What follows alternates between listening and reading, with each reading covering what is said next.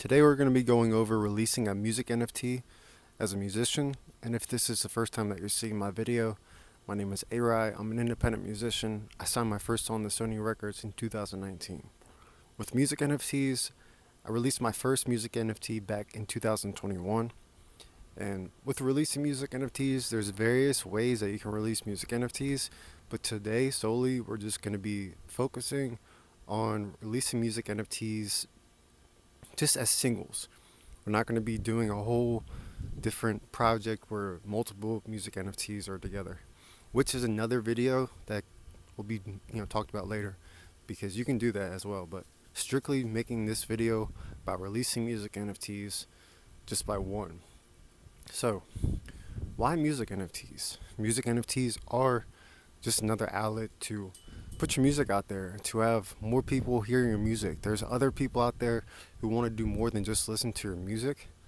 And when you put that out there for other people to listen to, the more than just to listen to, then that's awesome. You're showing that you want people to have ownership of it, which is what music NFTs are. People have an ownership of what your song is. So it's showing that depending on what the artist is giving, that's showing your ownership of the project. You could be having royalties of it too.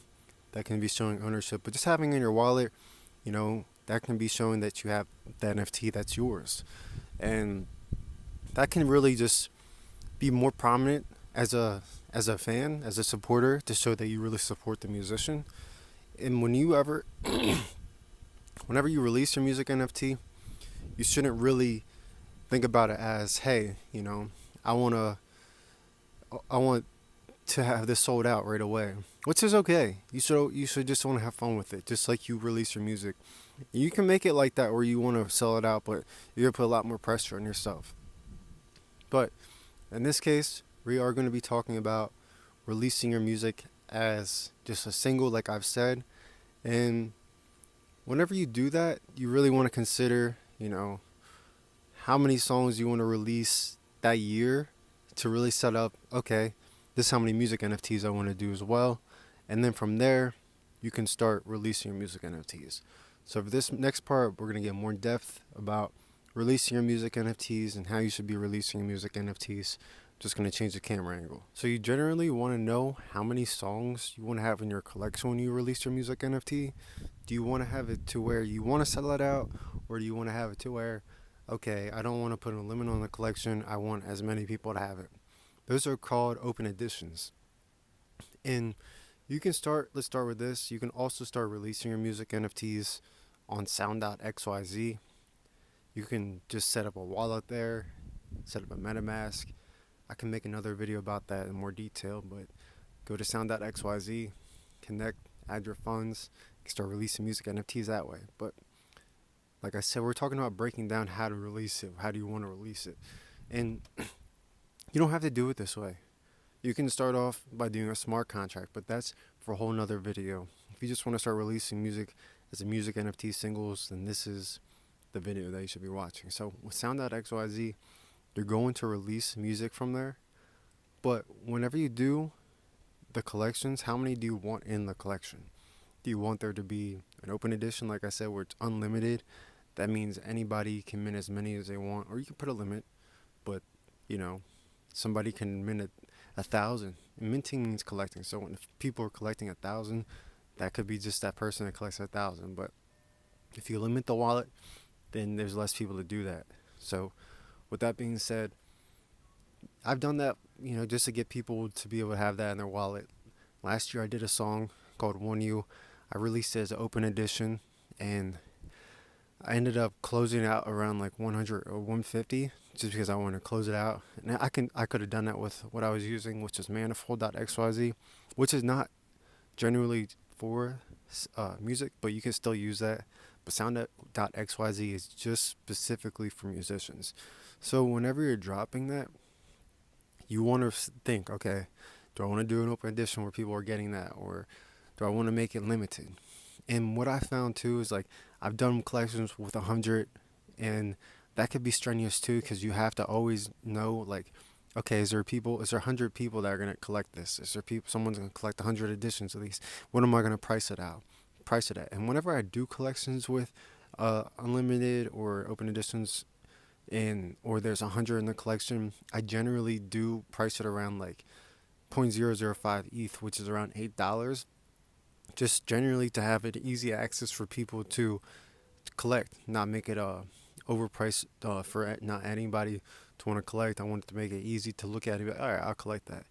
But you can do whatever you want. The music is all up to you how you want to price it. That's why music NFTs are powerful. But this is just generally what I've been working on. This is just my little blueprint of things I've done. But the way I've done things in the past, I'm not aiming to do that for the future with music NFTs, my releases. But generally, like I said, I did the open editions, then I went to the 100 editions, and then I just chopped it down recently to my previous song that I dropped down to 5. And that was for my song No All Lies. That was my first song on Sound.xyz.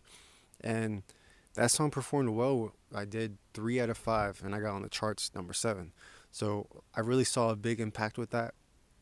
Not only did I do the uh, limited edition, I made it priced at point zero 0.08, and that was for people who owned a key that was before all of my music NFTs. It was my first music NFTs. It was my first music NFT, and people who own that, they were given the chance to collect that at point zero 0.08, which is around like $150, and then the next day I went to point 0.1, which is awesome. You know what I mean?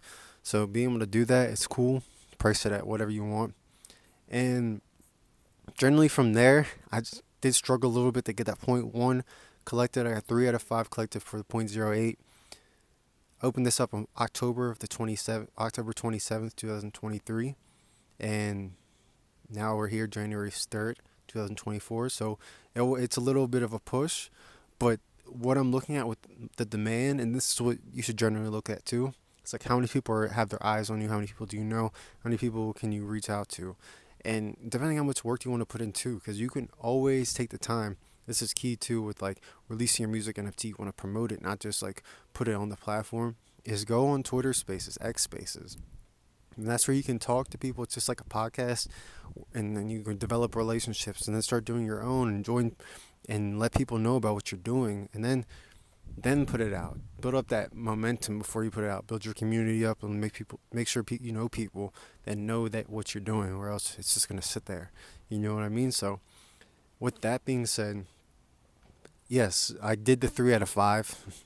I have loyal collectors. I want more loyal people to be collecting my music, and collecting in a way. It's like, hey, I have this. I want to buy it because I see a lot of value into it, and I want to be one of the very limited collectors. So that's why I condensed it down to just 5 in the collection.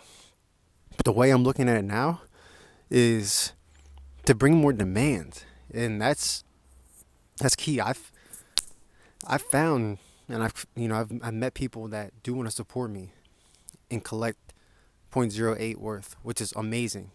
That type of support is support that you need to be doing music NFTs, because music NFTs is a whole different ball game. It's not just streaming music. People are collecting. So having true collectors is always, it's an amazing thing to do.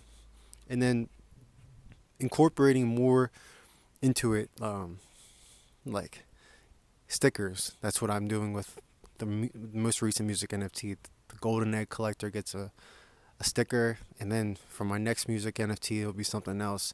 So incorporating that stuff into it, where people get a prize for it. The Golden Egg usually reveals on Sound.xyz you can use.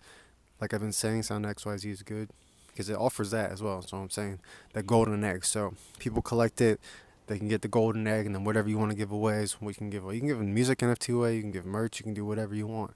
But like I'm saying, finding the true collectors is important to me, and finding your demand.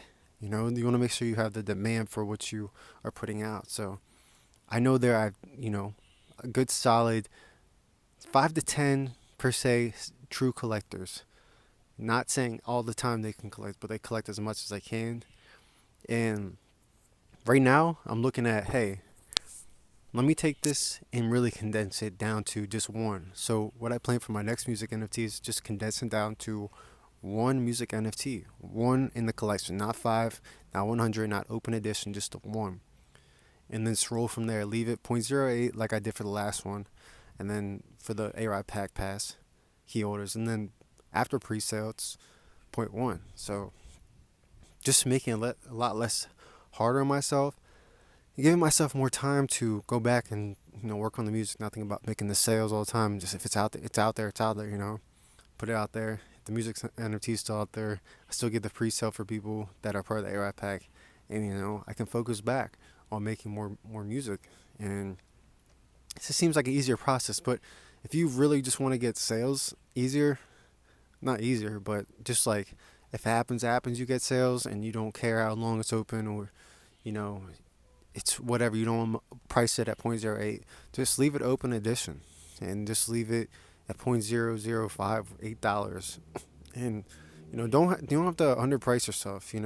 Whatever you value yourself as, price it at that. But yeah, you sound at XYZ, have fun with it.